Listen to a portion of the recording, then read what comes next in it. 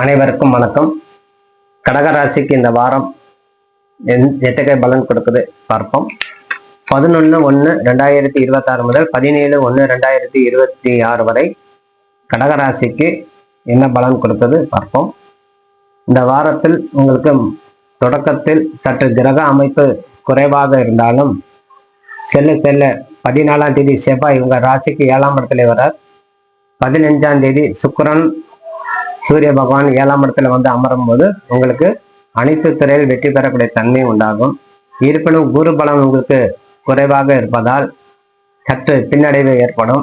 செவ்வாய் 7ஆம் இடத்துல வந்து அமரும் போது தொழில் ரீதி வெற்றி பெறக்கூடிய தன்மை இருந்தாலும் சனி பகவான் 8ஆம் இடத்துல இருப்பது சற்று பயணம் நேரத்தில் சற்று கவனம் செலுத்துவது சிறந்தது.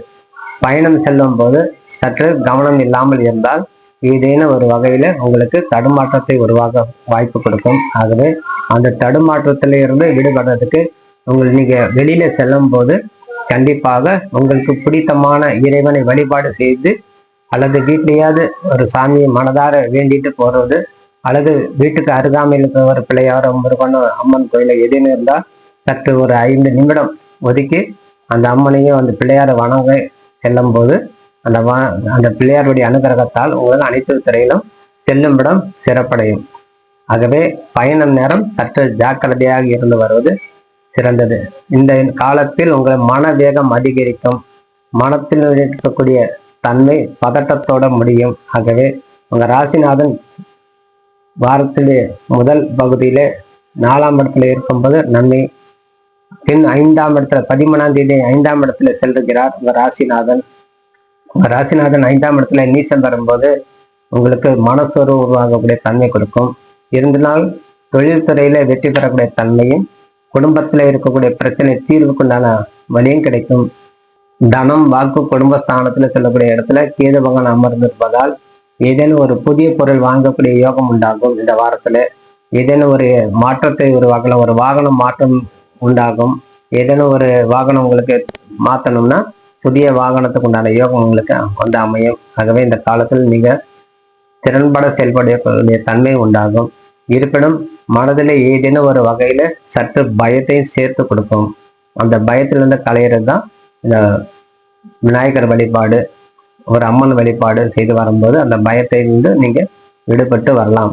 இந்த தருணத்தில் நீங்க செய்ய வேண்டியது குருபலன் இல்லாததால் புதிய முயற்சியில் ஈடுபடும் போது சற்று உங்களுடைய ஜோதிடரை கலந்து ஆலோசனை செய்து உங்க திசைநாதன் புத்திநாதன் நன்றாக இருந்தால் இந்த வாரத்துல நீங்க வந்து புதிய முயற்சியில் ஈடுபடுவது சிறந்தது.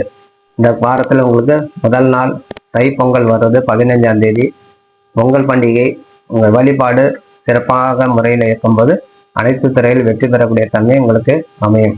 இந்த கடக ராசிக்காரர்களுக்கு சனி பகவான் 8ஆம் இடத்துல இருப்பதால் ராகுட கலந்து இருப்பது மனவேதனை, மனக்குழப்பம், குடும்பத்துல சில சலசலப்பு பிரச்சனைகள் உண்டாகக்கூடிய தன்மை உண்டாகும்.